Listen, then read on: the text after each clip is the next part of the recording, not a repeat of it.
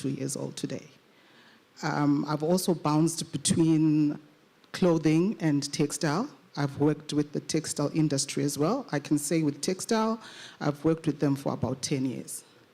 So I'm grateful for this opportunity, and basically our mandate is the same with ACVAZ, getting our employment levels high and getting the value chain working again.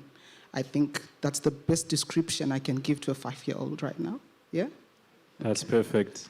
Round of applause. I'd like to thank the British Council, the Swiss Embassy, House of Stone for this insightful panel. I think just from the icebreaker, we can sort of see the tone that we are surrounded by professionals in the sector. So, yes, sure.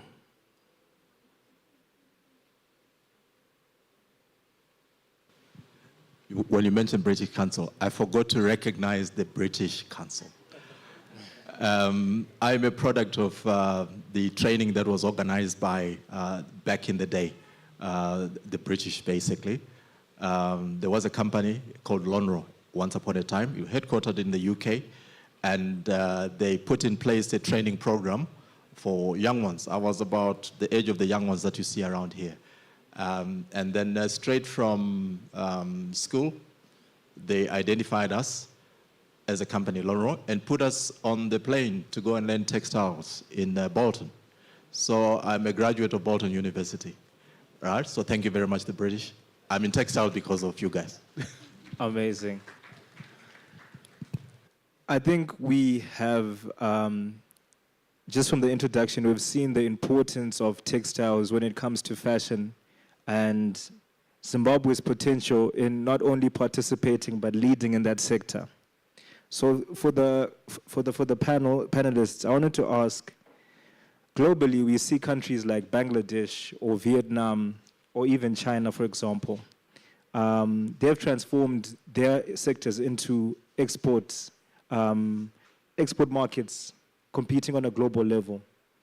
With what lessons, just from benchmarking, can we learn from all these other countries, and how can we apply this to the Zimbabwean context when it comes to transforming our textiles and adding value for our fashion creatives, like you said, food, shelter, also advocating for a local market?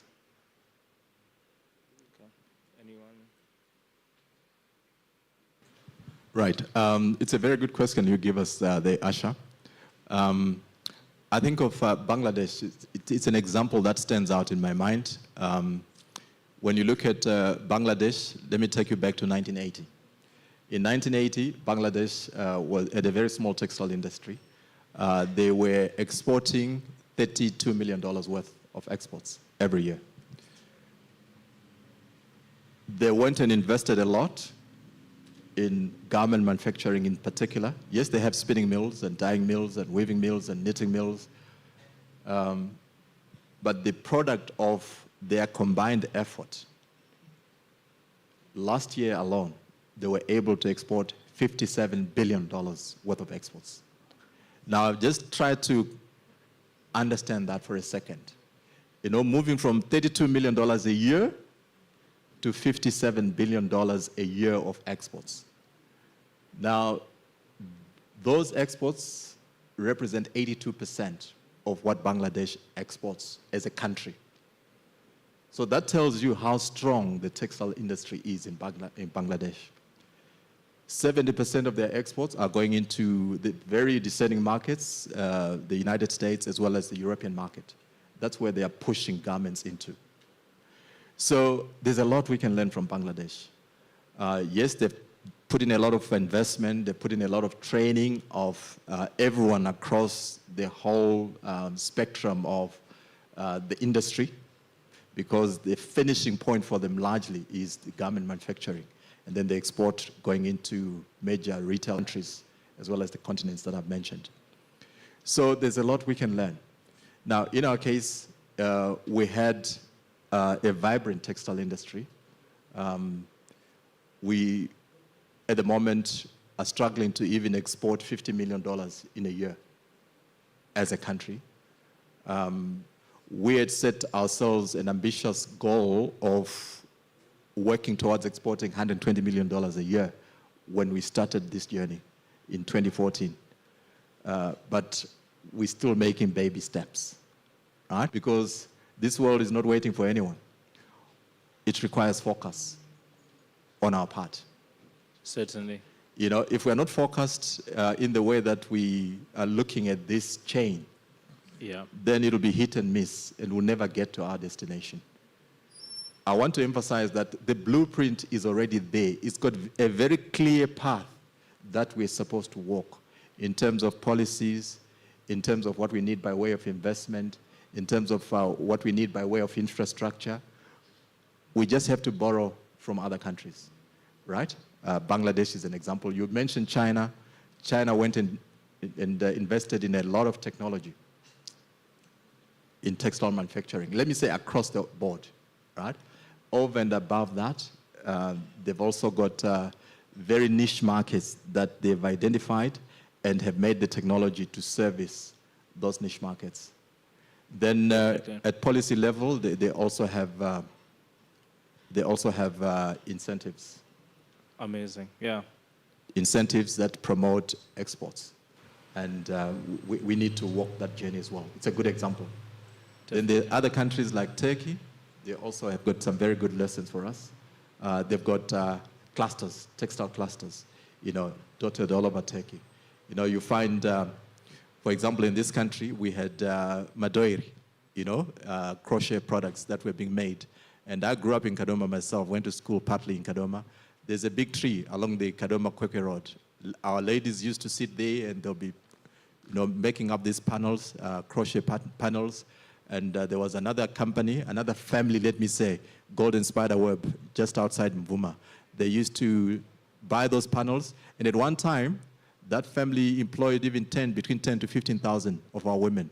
They were being given yarn, make the panels, then they'll go back to that family. That family would then, you know, consolidate the panels and export to Ireland. That's how it was. So those things we used to do, and we can still do it. Right? We can still do it. Can you imagine employing 10,000 people? That was just husband and wife. Now, what if 3 or 4 couples do it, or people do it, 10 people? You can see the multiply effect. So there's such potential that we have as a country, as individuals. If we harness it correctly, we can move in the right direction and realize our dreams. And the journey really starts with us as individuals. Where you are, what is it that you need to do so that you can contribute to the success of this chain.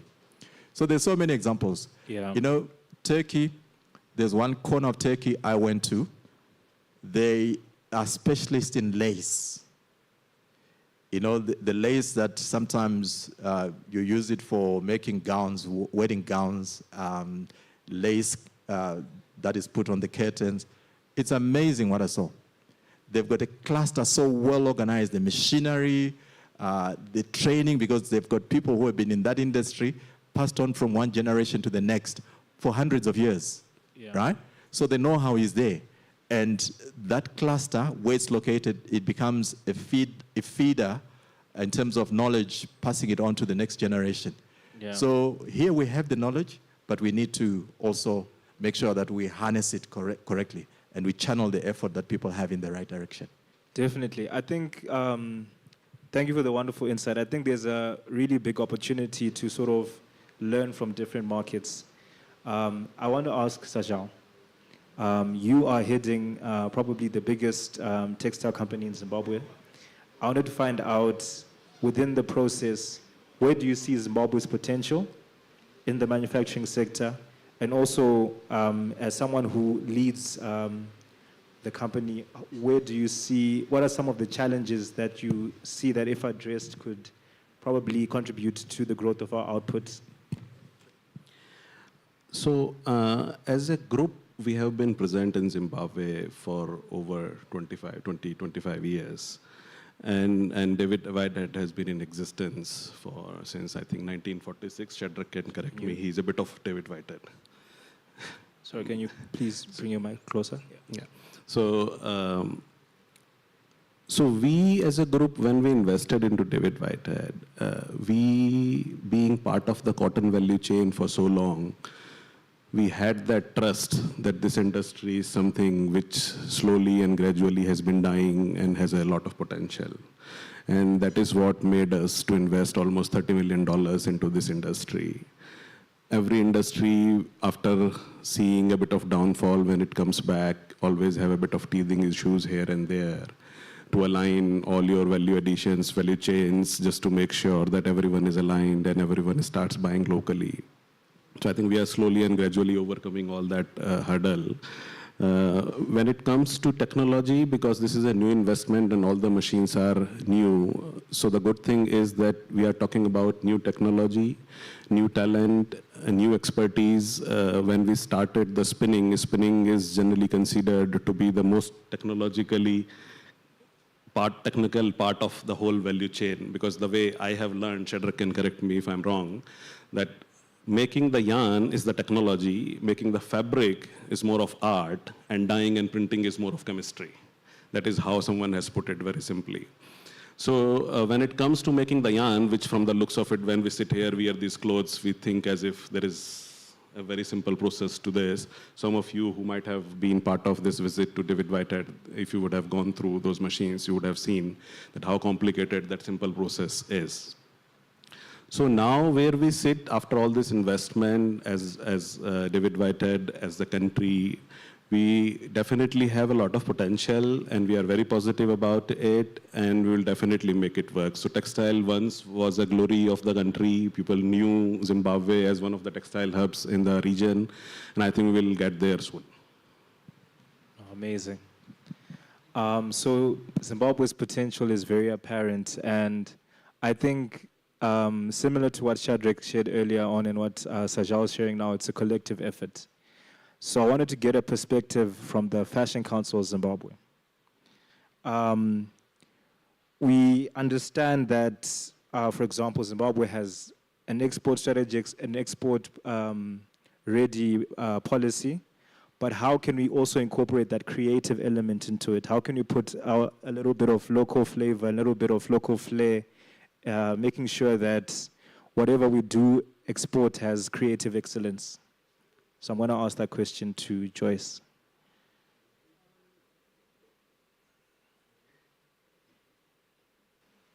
Thank you, Asha.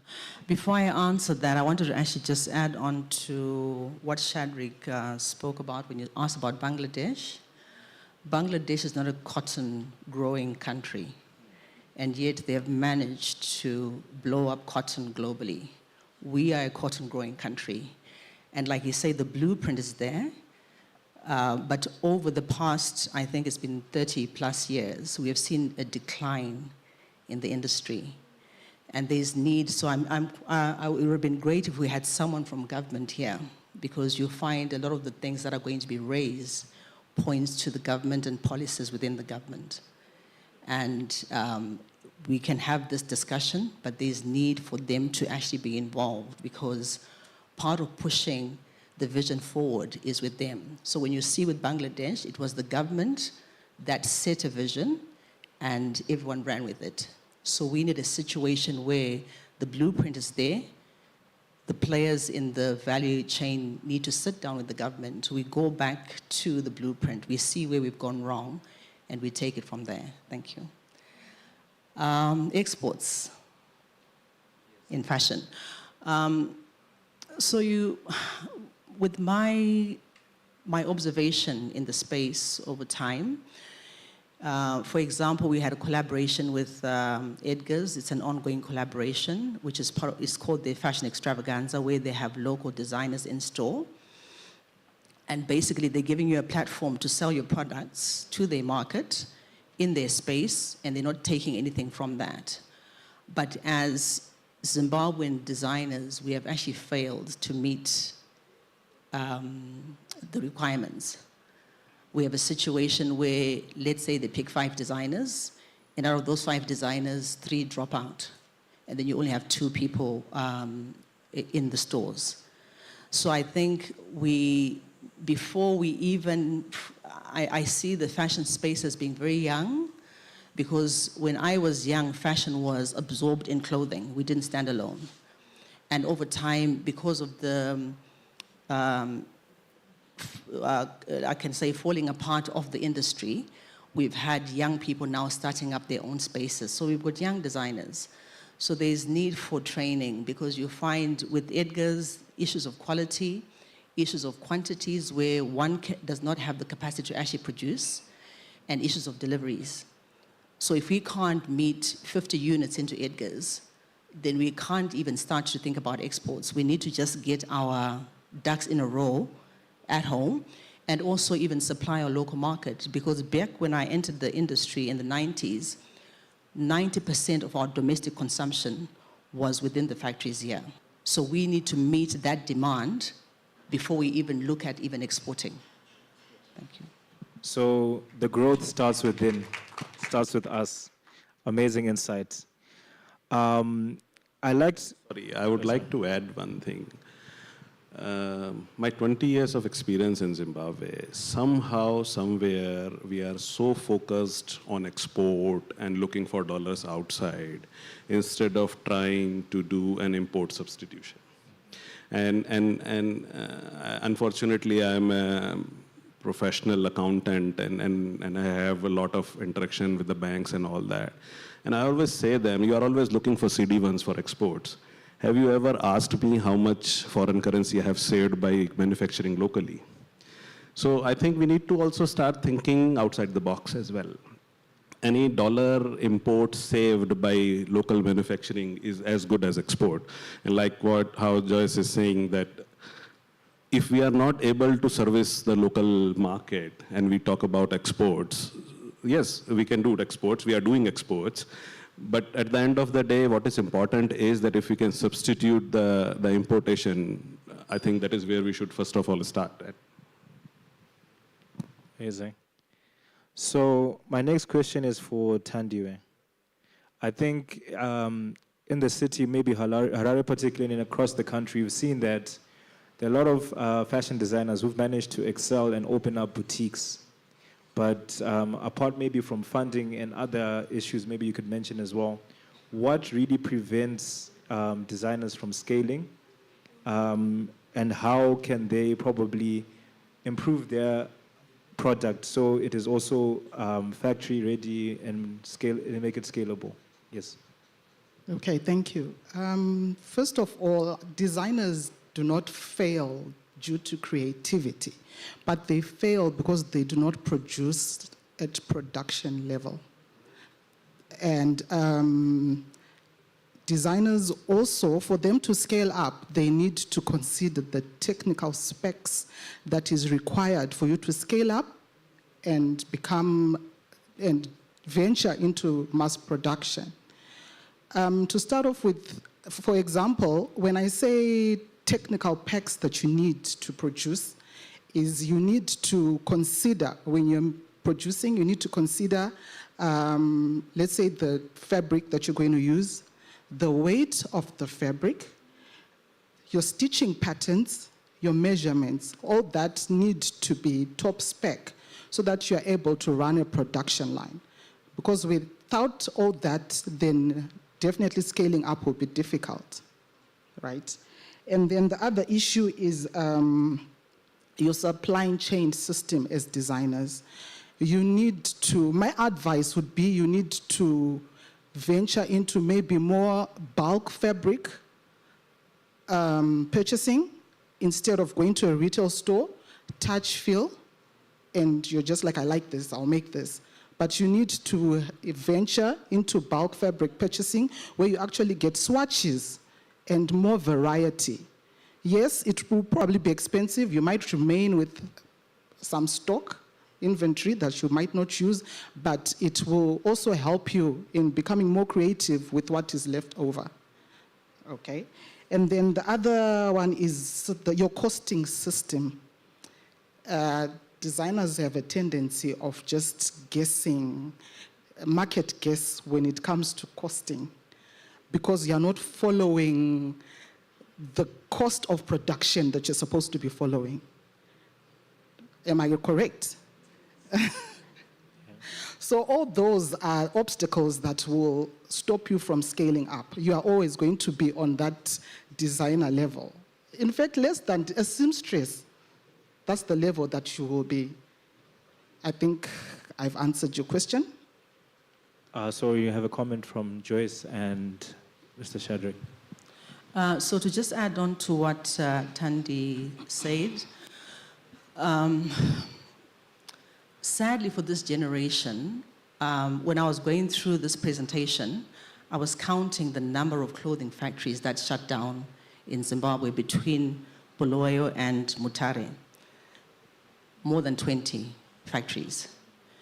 And those 20 factories would have been opportunities for designers who are coming out of college to go in and intern with those particular companies. So rarely now do you have designers going into a proper factory, let's say, for example, Paramount, and seeing the scale of production they're doing, the production methods they're doing, the way the factory is laid out. A lot of people are running businesses for 5, 6, 7 years, and they've never actually laid eyes on such a setup. So we're having a conversation before we entered the tent with Thandi and Shadreck, and we're saying that hopefully at some point we would have a situation, because there aren't enough factories, would have a situation where the college has a setup that looks like a factory, a small factory. Then you have the expertise actually coming into that small setup. And then, let's say 50 students can do like an internship, but within the college space, because the factories that are running cannot absorb the number of students that are coming out. And hence, have no clue what global standards are in terms of manufacturing, in terms of quality control, because they've never been exposed to it. It's not their fault, they've never been exposed to it. So those are some of the things that hopefully within the value chain, something like that can be discussed and maybe put into colleges. An amazing point. I think, like what Thandi said, there's no shortage of talent when it comes to the Zimbabwean fashion space. And earlier this week on Monday, we had the pleasure and the opportunity to visit the David Whitehead factories, both in Kadoma and in Chegutu. And I was quite impressed at the scale of operation and just how nuanced the process is. I think that as creatives, it's important to put yourself in positions where you, sometimes out of your comfort zone as a designer, actually going on the ground and seeing the behind-the-scenes process of like manufacturing, even signing up for programs like Creative DNA. If you're a fashion designer here and you looking to probably upskill yourself next year, there is the Creative DNA program facilitated by Haus. It is really important to learn from there. I wanted to ask now, in the sense that we get the, maybe I can ask Joyce this question as well. We get that designers also want to produce collections and clothes that have their own identity, their logo imprint.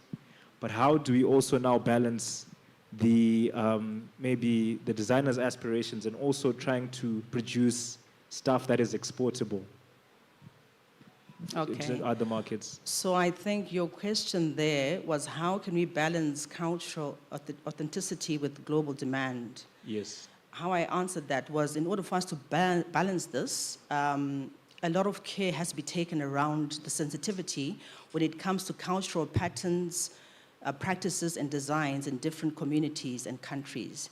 Different places have different rules and conduct when it comes to engaging with their culture, and especially if it's for commercial purposes.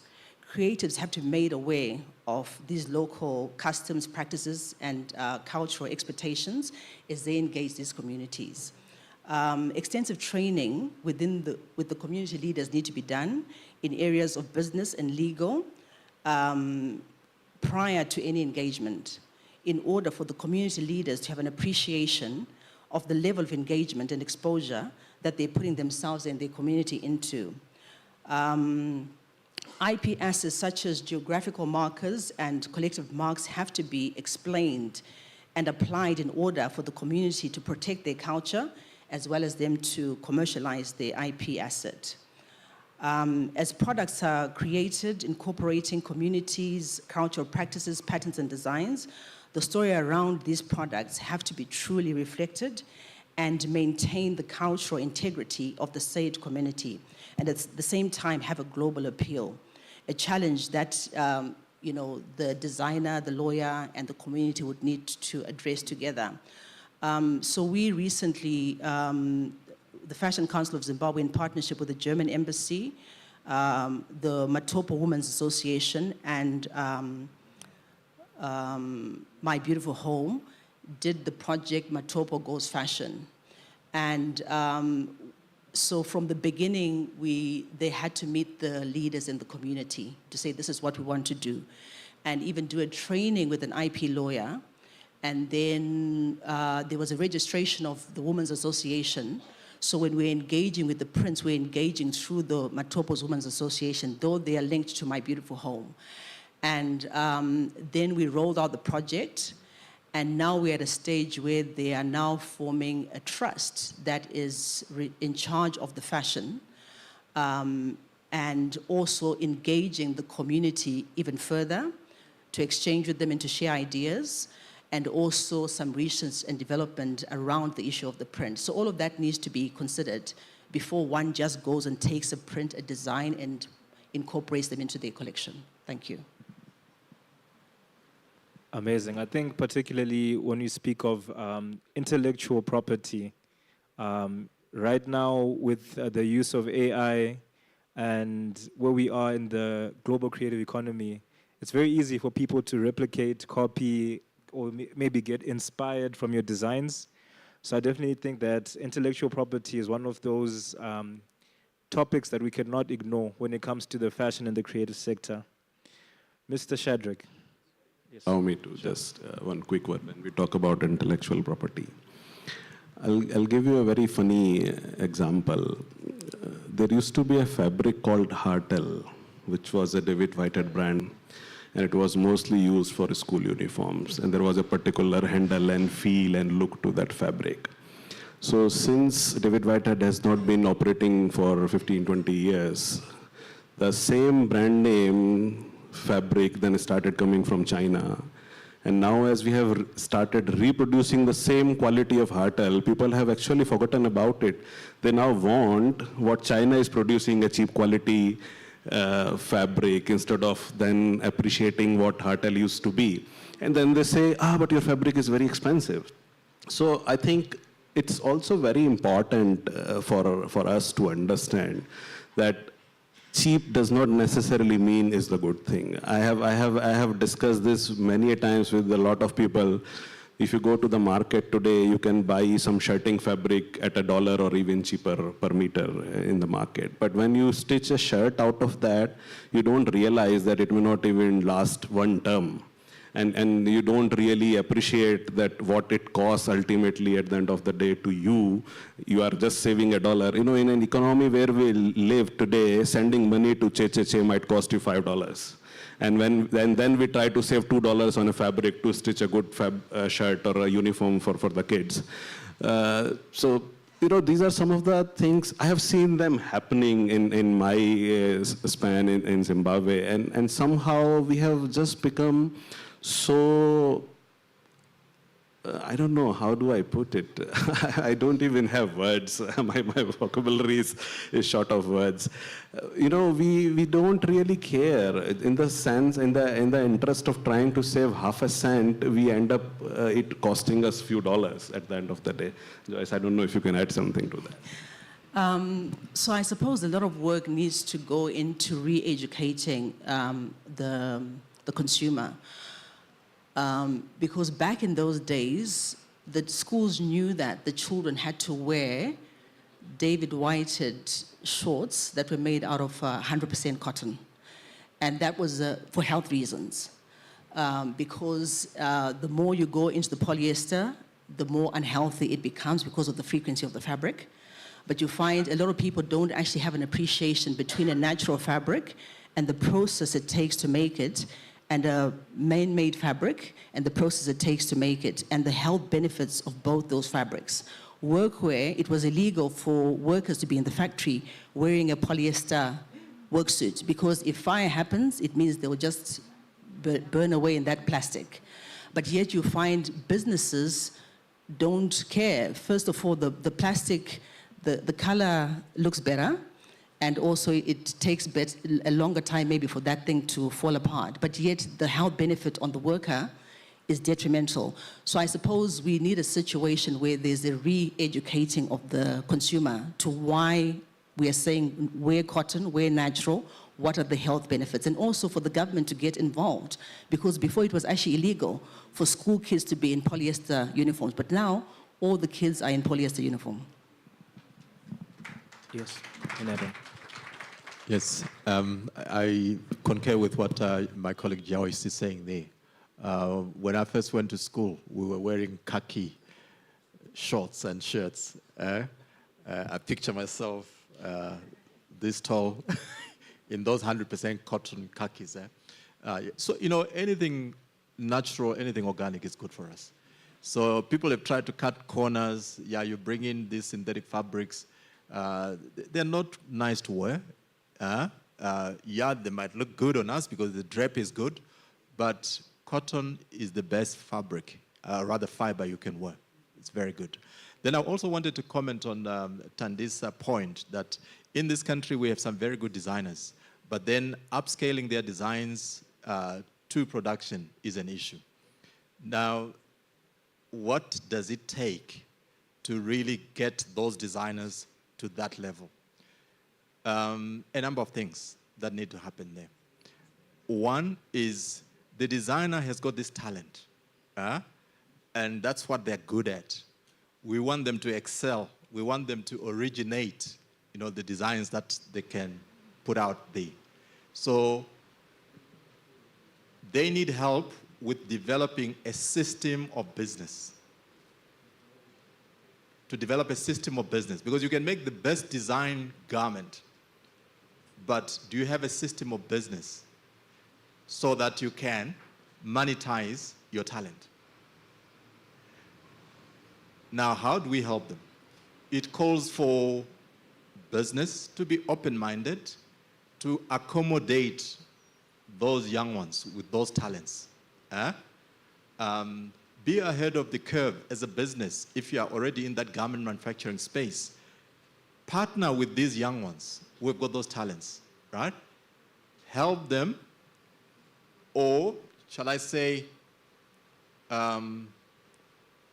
take them on board so that you don't disturb their talent that they have much, because you want them to focus there, because that's where their ability is. And what they have in their heads, a design sometimes is unique. In most cases, it is unique. So they have it in their head, and they put it down there and out there. So you don't want to disturb them there to do that incubation process of their idea into reality. But big business out there, it's an opportunity to tap into those young ones, take them up, and then you introduce them into business. They remain developing the designs, right? Because that's what they're good at. But you actually take them under your wings for your benefit as a business, so that that talent is monetized.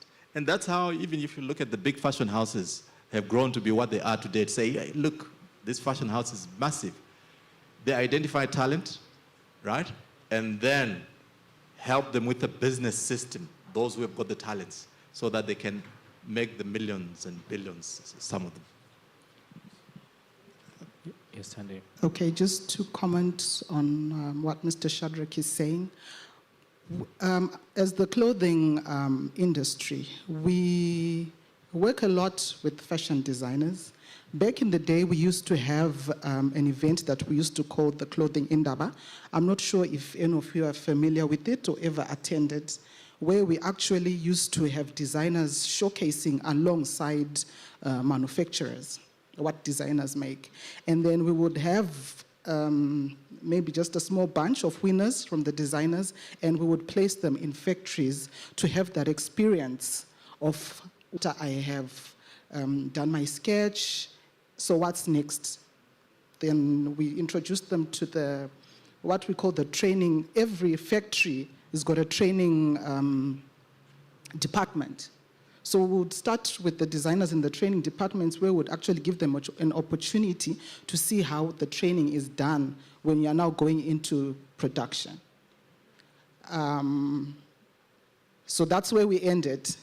Hopefully we're going to continue working together and teach each other, train each other on how you can scale up to production level. So to just add on to that, we did have a conversation with Thandiwe and the Zimbabwe Clothing Manufacturers Association about a potential workshop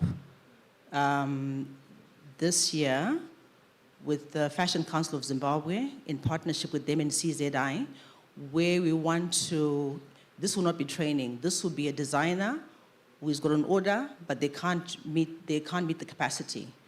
And there are factories under their membership that will say, you know what, we've got space for people to bring in their products.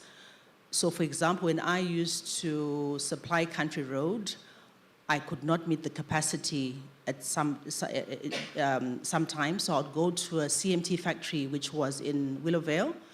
I'll take my sketch, I'll take my sample, I'll take my pattern, my graded patterns. Then they will produce for me, and then they'll put my label, then I deliver. So we want to actually have that system with the Clothing Manufacturers Association. Sustainability has been a key word or a key phrase that's been repeated in the fashion sector in the recent years. You know, aspects such as greenwashing have raised alarms. So I wanted to ask, buyers are increasingly in demand for transparency and sustainability. How can Zimbabwe build a traceable supply chain from farm to fashion in a sustainable manner, with ready for export, but also now there is value in sustainable products. Maybe sometimes you can even charge more. It could even be a niche where Zimbabwe is producing organic products. I'd want to hear your comments and your thoughts on that.